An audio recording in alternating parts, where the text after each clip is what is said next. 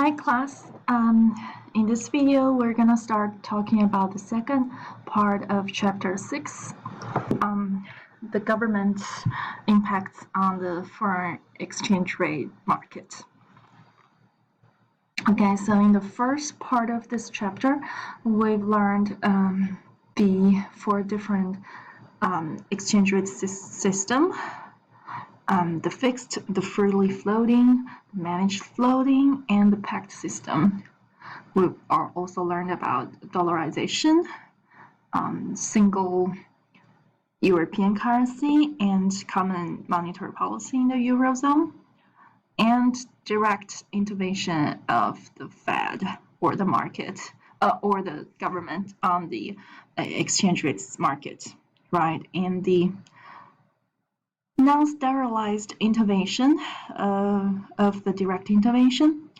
The Fed can trade dollar for foreign currency or trade foreign currency for dollar, okay, to affect the dollar value or the foreign currency's value, and do nothing to adjust the money supply.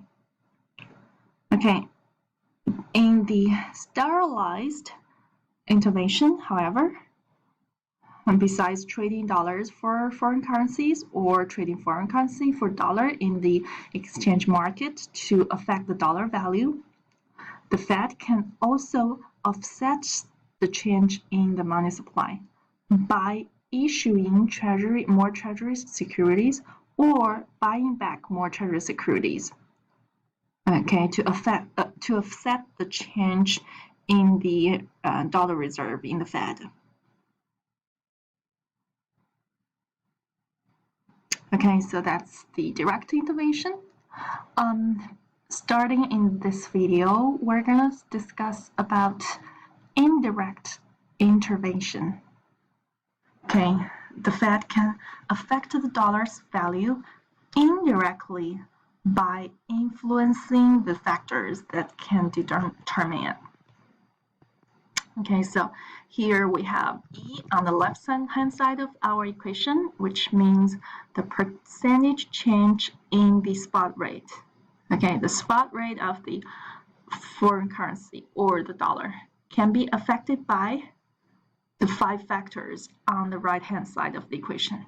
Okay, E is a function f of, the first one is delta INF, change in inflation, change in the differential between US inflation and the foreign country's inflation.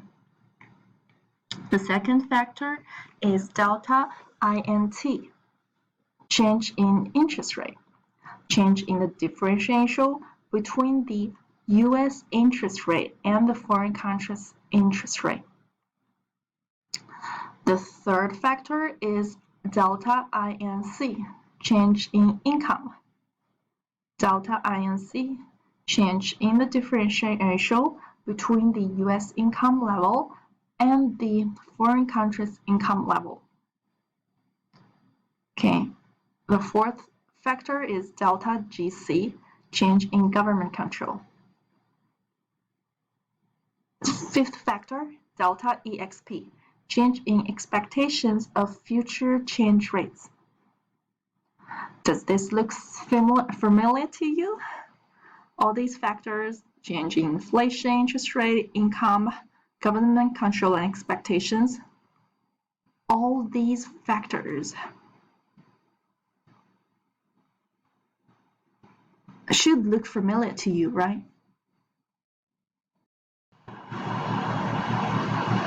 These 5 factors are actually exactly the same as the factors when we talk about the factors that are determining the exchange rates.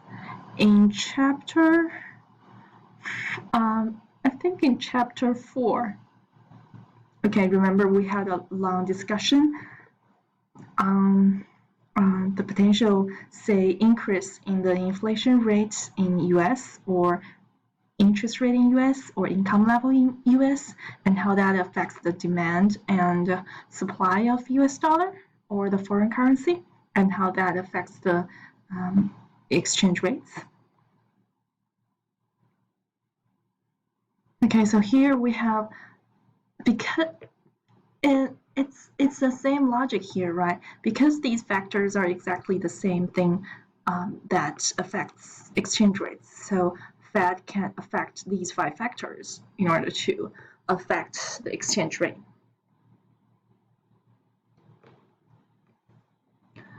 Government controls interests by increasing or reducing interest rates. Foreign exchange controls, such as restrictions on the exchange of the currency. Okay, we've discussed these before, right? If the government increase US interest rate or reduce US interest rate, it affects the US dollar value.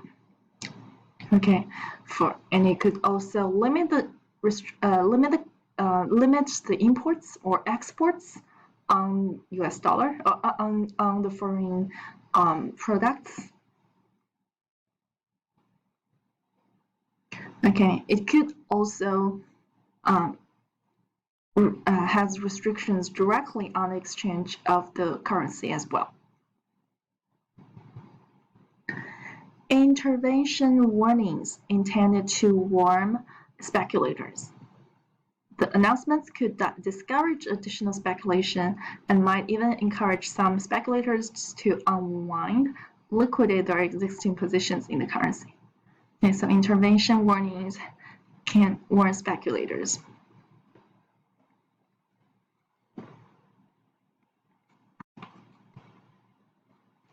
Intervention as a policy tool.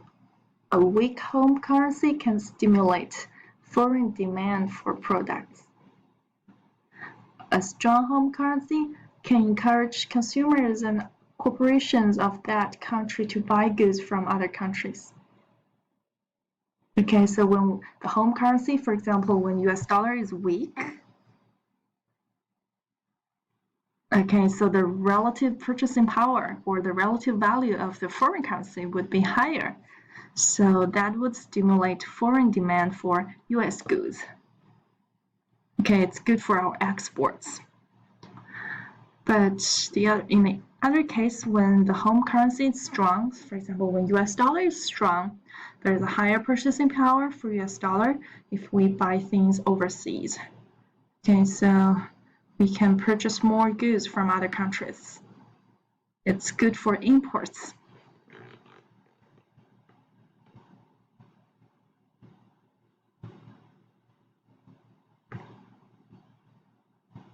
Okay, we can see exit 6.5 and 6.6 after we look at this practice here.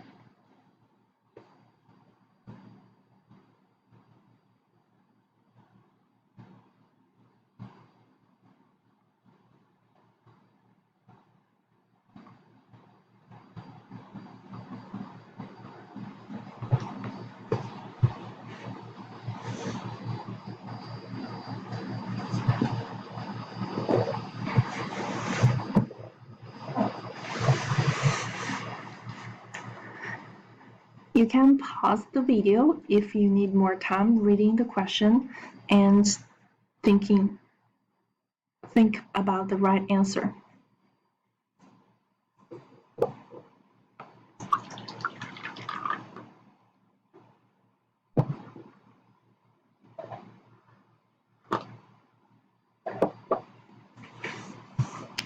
Which of the following is an example of direct intervention in foreign exchange markets? Okay, so here we're talking about direct intervention.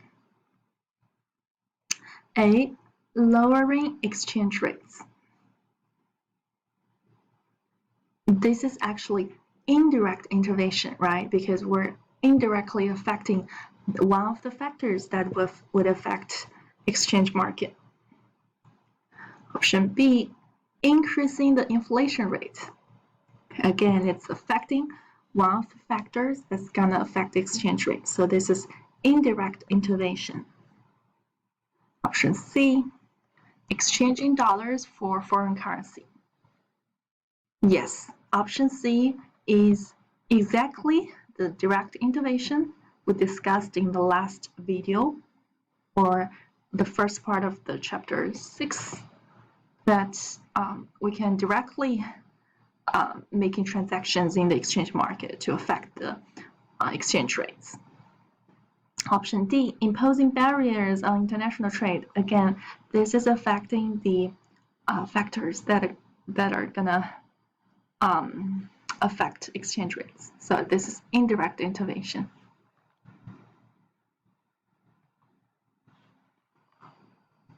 Okay, this graph 6.5 shows how central bank intervention can stimulate the US economy.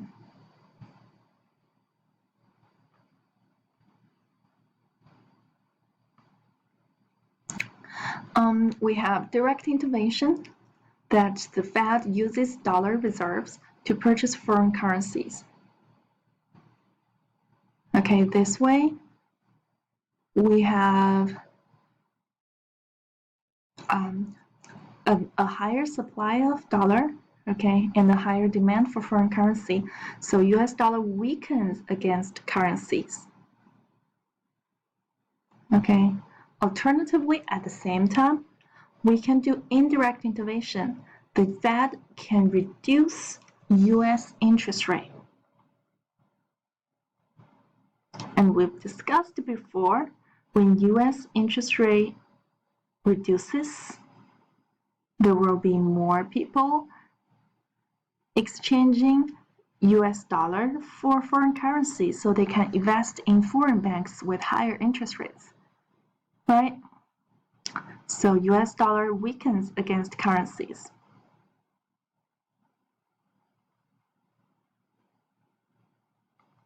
And because of this, US exports will increase.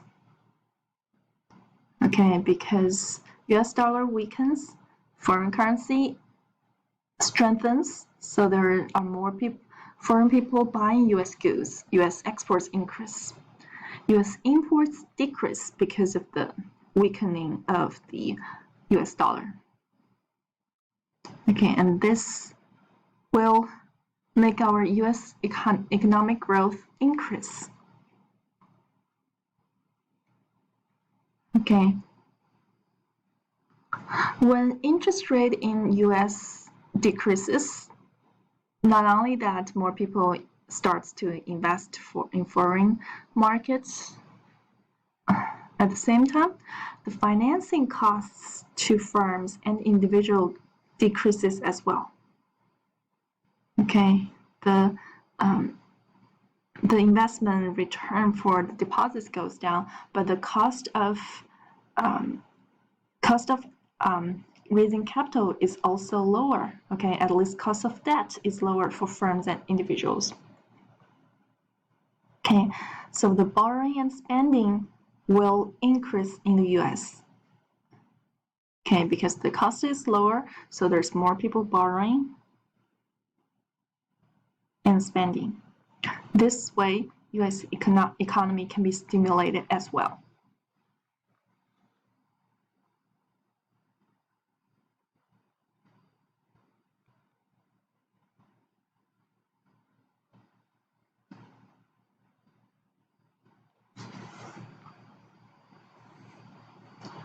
This graph shows us how central bank intervention can reduce inflation.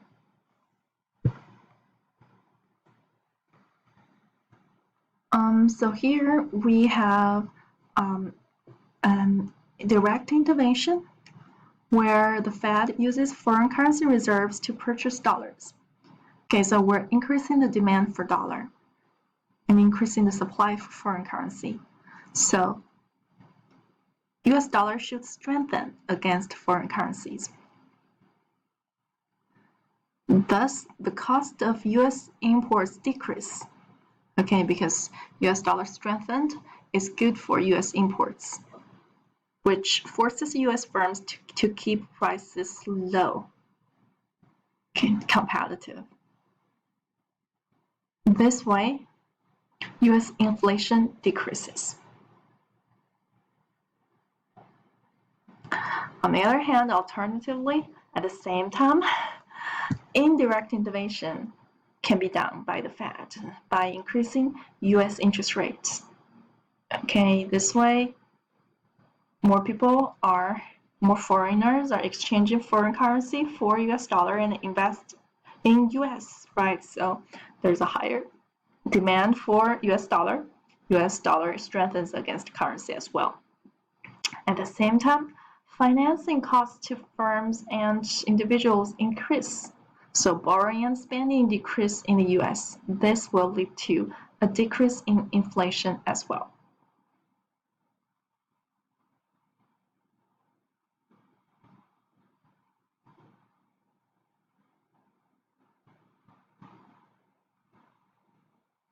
Okay, so here is the second part of indirect intervention of the government on the foreign exchange markets. Okay, I guess I'm gonna wrap up for now, and I'm going to discuss on the summary of the chapter 6, and also some more practice on chapter 6 in the next video.